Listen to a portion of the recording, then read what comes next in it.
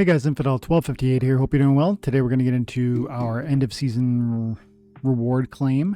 We got 221,000 glint, and that's entirely from modern participation last season. I squeaked into champ 3 at the end of the season, literally my last battle, 3,700 RP, as you can see right there. And yeah, 221,000 is not what we've been spending. I've been spending 600 to a million for the last like 4 seasons or 5 seasons, but we'll have some fun today. Let's go ahead and claim it and then head into the reward shop. My Splinter card data shows me that we're probably 60% down on the epics, which is one of the places I want to focus on today. So we're 97% complete on the commons, 88 on the rares, 65 on the epics, and 19 on the legendaries. Again, I don't so much care about the legendaries, but the epics are deeply important. We'll focus on the random chests that can give us a drop rate of anything. And we'll focus on epics, and that'll be maybe the 2 places we try to pay attention. And at the end of the day here, we will, when we're done, we'll click on this again and see how much our percentage complete improved. Head into the shop, rewards. So we actually have 400,000 glint. So I must have had, I guess, yeah, because if you get 220,000 glint during the regular battle of your rank play throughout the season, you're going to get 100% more at the end of the season from the glint reward. So I actually was forgetting about that. So we'll have more than we thought, or than I thought. Okay, so first and foremost, these major chests are, I guess, the thing I'm most interested in. But my one concern is that these give out energy. And then here's the problem. I have 25 energy. It's the beginning of the season. And this is where I'm going to run into the most difficulty playing the best players in the game at my starting point. And so I'm likely to get smacked around if I play 50 games in today. And that's what I had to do at the end of last season, because these major chests and these minor chests and ultimate chests give me so much energy. So what I'm now deciding as I think this through is I don't want 50 energy, 60 energy, 80 energy, which is what I had at the beginning of last season, today. So I'm going to focus on my draws, and I'm actually going to probably wait on my chests for middle of the season when I'm there. I always reach a moment where I want more energy and don't have it. I always reach a moment where I've rented some amazing cards and I want to play them more, but I don't have the energy. And so I'm going to save all of my chest pulls for the middle of the season, and I'm going to pull all my epic draws right now and maybe some rare draws. Is that what I want to do? Yes. What do we get for 25? So we're spending half, right there would be half of, that would be pretty much all the claim I could do, to be honest. Okay. What was my rare completion? You know what? We'll do that then. And that's that's 250,000 glint, which leaves me about 190,000 glint remaining. And then in the middle of the season, there you go. In the middle of the season, I can open 150 major chests. That's what we're going to do. Today, we're going to do our epics and our rares. Let's start with the rares. Oh, I thought I saw Goldie, but it wouldn't shine gold. Yanni Rebel's the card I've been using more often. If you use it in conjunction with a taunt, you can use this flank in order to open up some doors for some huge armor-piercing attacks from the 2nd level. And it's a life card, so there's also of course the more traditional angle would be the Silver Blade Fighter, which is a card I don't have maxed out and I do want to own because it has flank and it has protect, so it really doubles down on the opportunity for the armor pierce. And that's important to me because I have the Elias card, the Rebellion Soul Drop, the Rebellion Airdrop Summoner, which allows you to have armor pierce. And so I want those flank options, and I'm using Yanni Rebel in certain contexts. I also love Dry Bone Megalodon from the red team with the flank. I find it opens a lot of doorways. Mary Put, I really need to get that one maxed out. I find that at the higher level, it's got a great kit. Sky Spire, I care less about. Yanni. This one is super important. I think this is going to prove really valuable. I'm seeing places where I'm missing key cards. Continuum Seer, I would love to see just like a crazy run of 12 of these guys.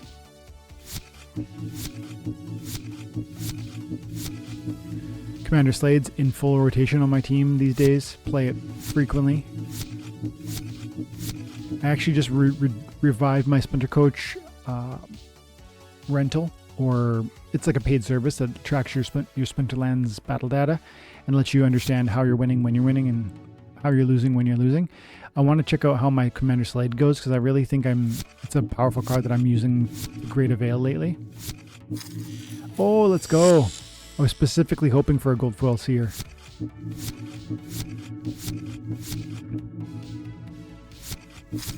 Oh, another one. Let's go.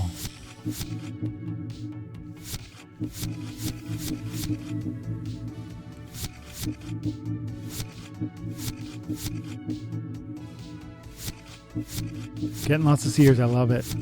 I think I might have been like, I don't know. I think I'm only on level 4 with this card right now. Or, no, I mean, okay, it's a rare, so it'd be like level 6, I think. Give me the goldies. Let's go. I love the consistency. Couple gold foil seers, couple dry bone megalodons. Gold foil.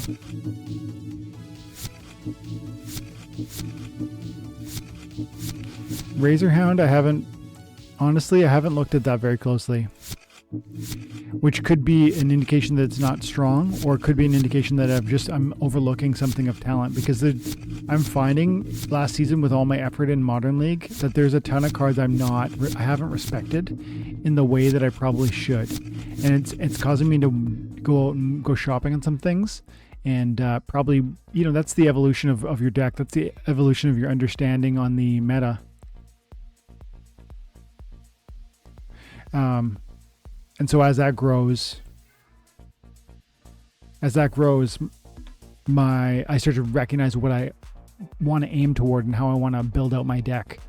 As I've said before, that's the difference between the general and manager of Splinterlands. Like you control your deck, which assets do you have on the team, but then you're also the coach where you decide which cards go into each battle.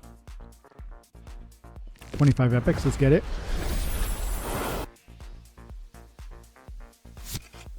Shock Trooper. I don't know if any of these are like really close to being leveled up. We are going to go check out how my cards are at the end of this. I think I'm on level 5 on Kaze Conjurer. Thenalorian Blade is a card I'm not playing at all because I think it's only level 4 in my deck. I think this might be the one Night Reaper I needed to push me into the next level. Ooh, Gold Flow Night Reaper, let's go. I have to imagine that's worth some money. Olivia's getting a lot of rotation in me now, but I don't know if it's like, I wouldn't say that it's necessarily doing all kinds of crazy things for me. Again, we'll check out the data on that too. Olivia the Brook and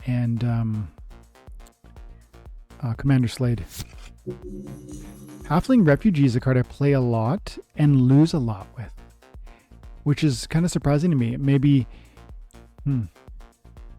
it might be because I'm under leveled compared to some of my competition, being in the high diamond, even low champion. You know what I mean? Like maybe some of the best players I'm facing off against have all those things dialed in to top notch, and a level max level refugee is gonna hit 5, whereas mine does 3.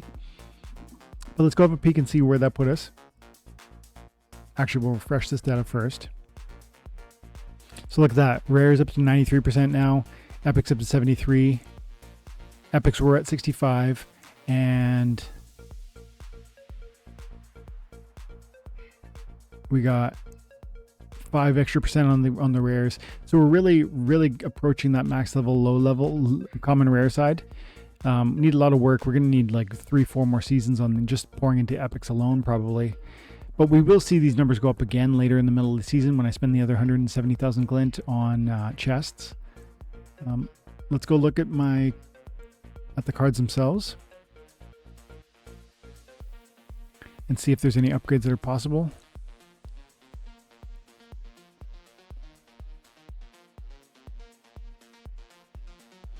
So on the epic side, we are 5 or so short on the Kazi. Shock Trooper. Yeah, let's go. Shock Trooper gets a level up. Going from 4 damage to 5, that's a big boost. This card is definitely high in the rotation, and I would argue this is like You know, it's interesting how this debilitation is less problematic. I would argue this debilitation is less problematic than the burning or incendiary that comes from the Kazi Conjurer. The Kazi Conjurer causes 2 damage to the Kazi Conjurer, as well as a chance to proc on the neighboring, 33% chance to burn to spread to the next adjacent unit. And that's more damaging, more deadly than 1 damage on everybody. Now, one damage on everybody is more hit points up the gate, but you can deal with 1 damage versus 2 damage on him is going to kill him in 3 rounds. And 33% chance to pass on that fire is like, I find that is, I'd rather pay the penalty on the shock trooper. And 5 damage is totally worth it. I would love to see this get into functionality. Like 1 more damage on this would be huge, but as you can see, I'm not there. What's the stat? Okay, so I need to go all the way to level 5 to get that next one. Trample would be a really big contribution. Like that's gonna open up the utility here. Obviously, the execute's great, the opportunity is great. Lookout's even helpful. I really like that card, that ability nowadays because I use taunt so often. But having said all that, the trample will really turn this into something special. And going from 3 damage to 4 is a big set of upgrades. Like frankly, from level 3 to level 4, you got the 1 extra melee buff, huge increase, really meaningful. But going from level 4 to 5, look at the differential. It's really just the 1 hit point. I don't think that was the play. You know, I might have said you get the 4 melee damage at level 5, and sure, an extra hit point. That makes level 5 a big upgrade. But then you drop trample at level 6. And that, I think, frankly, trample with execute and the 4 damage would be that justifiable level 6. Let's see about Brooke. So still 9 or something BCX away from being able to max that girl out. And she'll get, but I'm already at the 2 melee, which I don't see. A lot of my opponents don't have that. The 1 extra hit point will be huge. Oh, and reflection shield's nice. Halfling refugee. We need 1 more. Dang, that sucks. Could I buy 1 more for sale? I could for 240. Oh, let's go. Give me that. Hang on a second. I can buy it. I have the credits, but back up. We would go level 4. We would get 1 more damage output. I don't know if that's necessary. Yeah, of course I want it, but I want lots of things. What about Night Reaper? Night Reaper nowhere close, not even close to level 6. Level 6 bringing out the Last Stand, which is such a crazy upgrade. Frankly, I'd rather have that upgrade, and I'd rather pay money on that right now. Like, and it's even cheaper too, per unit. What's the gold foil Reaper worth? If I want to buy one. Oh, there are none. So, what do you cost to unlock? Release Soulbound. We're talking 50,000 DC.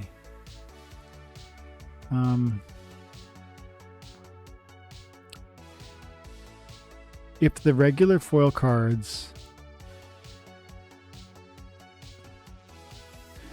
I don't think I'm gonna seriously consider that at this moment, but there is no competition, which is interesting. What about my Weaver? Nope. So no meaningful upgrades on the epics. And what about my rares? Oh, please, Seer, this would be huge. Oh, we're not even close, really. Honestly, we're like another. You're 10 cards short. Level 8 gives us 1 more speed, which is such a crazy thing in this setting. For sale. Oh, hang on now. How many? There's only 4 copies available. I am gonna buy those 2.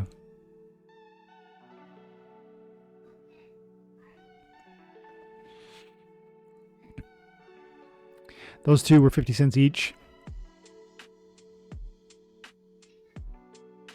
I'm not gonna pay $1 though. So I'm still like 6 or 8 away or something like that. So that's not going to happen. Megalodon. Oh, see, this might be, I'm one away. This is a situation where I go from 7 to 8, right? Am I on 7? Cards. Level 7 going up to level 8, maxing them out would unlock the thorns. You know, honestly, okay, of course I want thorns, but I'm not like so crazy blown away by that. Of course I'm going to spend 39 cents on it to make it happen, but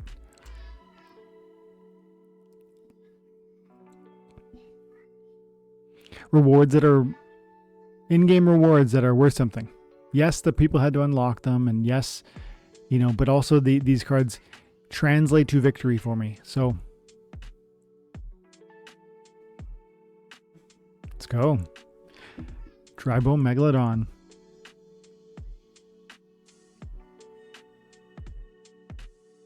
Yeah, that's a big upgrade. It's a big upgrade. Because I do use this card a fair bit. Let's go back to the other ones here. You're already maxed out. You're not close. Oh, my slate is not maxed out. And we're 6 or so short. And they're 40 cents per. What would I get at the next level? You get the backfire. Backfire is a great choice with the dodge. Crazy. And the high speed. That's pretty tempting. You know, I go to for sale. Oh, there's not even enough. There's not enough copies if I bought the market. So we'll go ahead and skip on that. Just be patient. What about you? Oh, I think I might need one more. 2 more. I need 2 more.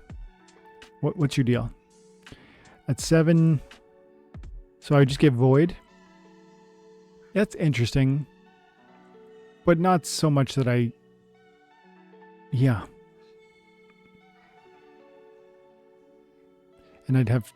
I think I'm 9 short on this guy. What would that bring me? Oh, I didn't mean to hit combine there. That's okay. 9 short.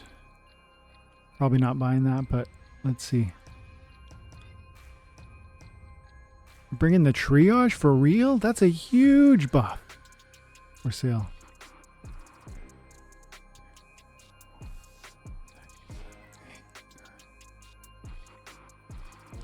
I think I'm gonna buy that. I think I like that idea with the triage. So I'm gonna hold off, but that's a strong maybe. Yanni Rebel is not even close to maxed out and I still play it. 5 cards short for level 7. Level 7 brings out an extra hit point. Ooh, that would be really helpful. Level 8 with the Divine Shield. But I usually use that card in conjunction with a taunt from the white team. Izzyar. And so its resiliency is not the biggest issue.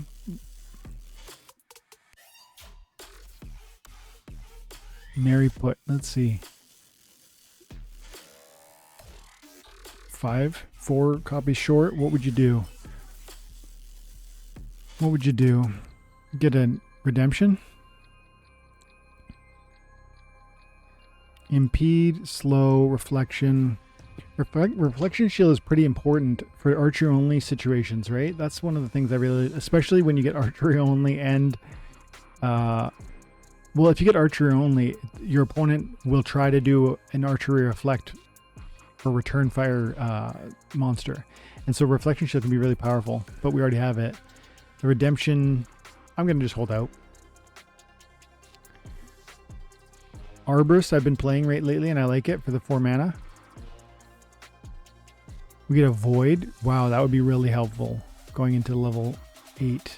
Where are we at? Oh no, we're near it. I need 15 and they're probably at least 50 cents, right? 15.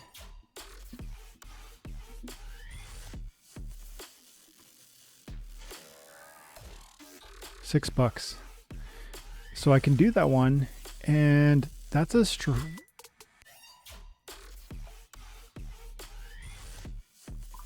that's pretty meaningful.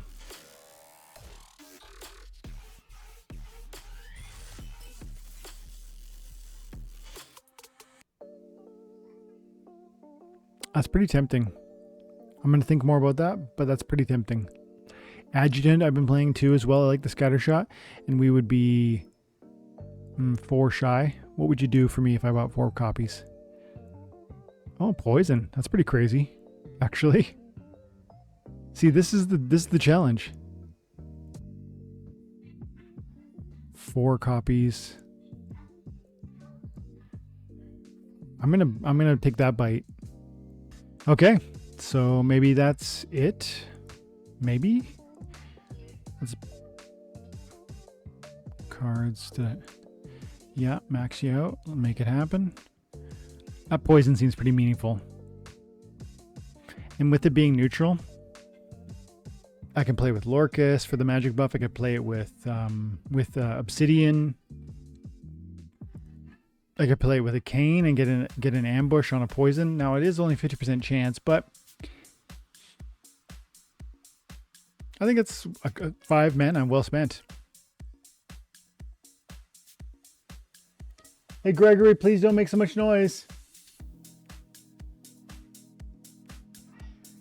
I really want that Dark Arborist, and I might just go back and buy those 4 copies. Moving this up to level 8 could be interesting. What would that do? 1 extra melee for real. Wow. 5 damage is a crazy melee damage output for a 5 mana and with a good solid speed and a reasonable amount of hit points. Like, this is a strong, and scavenge too. Ay, that's pretty cool. How many do I need for you? Sure, I need 4 more. I don't even know what these are worth from the perspective, you know what I mean? Like, I don't know if 45 cents is like cheap or expensive, but it seems like somebody's pricing these rares around 40 to 45 cents, you know, and so that's probably pretty close to burn cost, I bet, like unlock cost. And frankly, you know, to get 5 extra, to pay $1.60 to essentially get a max, right? Because I got the max, I got 110 copies from play, and I got 4 or 5 copies from buying,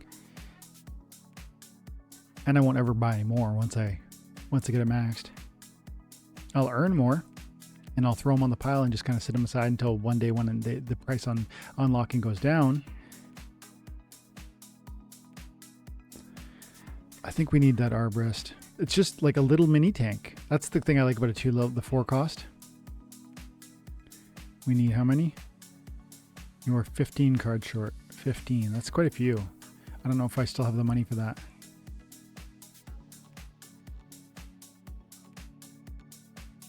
Can I?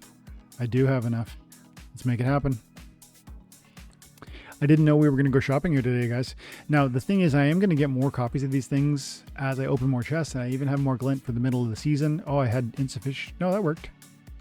But sometimes you get impatient. This is the interesting thing that will happen as we've now invited free-to-play players into the game. They're going to get glint. They're going to get Soulbound reward cards. They're going to say, oh, you know, I'm a few copies away from the next level. I want that.